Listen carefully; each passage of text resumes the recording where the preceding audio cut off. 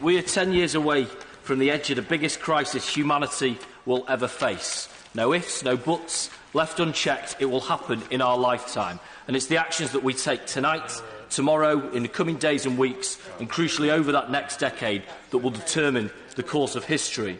And what are we already seeing and what's coming to us if we don't act? The melting of global ice stores, shifting seasons and migration patterns, extreme weather, we're certainly already seeing that in the UK today, droughts, not just in the developing world but across the world, wildfires, an honourable friend from Halifax raised their experience of them already, degradation of our coral reefs, how much of our coral reef is lost forever, rising food prices hitting the poorest hardest, deforestation, not just by humans but by invasive species that thrive in warmer temperatures. So with this as our backdrop, the question today is not actually whether or not we should act. It's what on earth we can do to act quickly enough to reverse some of the damage that we've already done and reverse the damage that we will inflict in the future.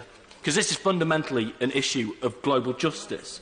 Climate change is already hitting the poorest hardest. And as we help them rebuild and help them develop their communities, we must avoid prescribing them the old models of growth that have led us to this situation. Instead, we must promote new development models that are sustainable.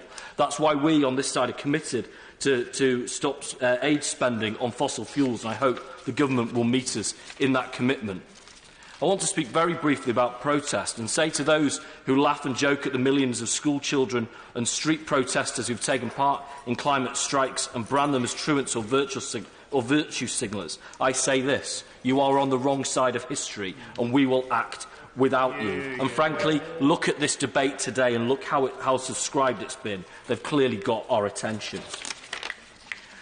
So what comes next? We support today's motion. We've become the first country in the world to declare a climate emergency, but it must have radical change for our economy after it, from our energy system to our transport to our agriculture to waste and everything in between. We must put forward the following test. Is this short-term gain going to result in long-term consequences for our climate? Would fracking pass that test? Of course it would not. And this is true for international governments too, but also for our local government. I'm proud that Labour colleagues going into their local elections have committed to make Nottingham carbon zero by 2028. That's what's on the ballot paper in our local elections. And the government should meet that energy by electrifying our trains. It is absurd that we are buying new trains that will be carbon emitters. Absolutely absurd. So again, the question we have to ask ourselves is, do we want to be the generation who have the greatest amount of knowledge about what we're doing to our world but chose to do nothing about it? Surely not. We've been here for nearly 4 hours. We haven't had a dissented voice. So it looks like we're going to declare the emergency today, but tomorrow we have to act. Thank you very much. Thank you very much, Madam Deputy Speaker.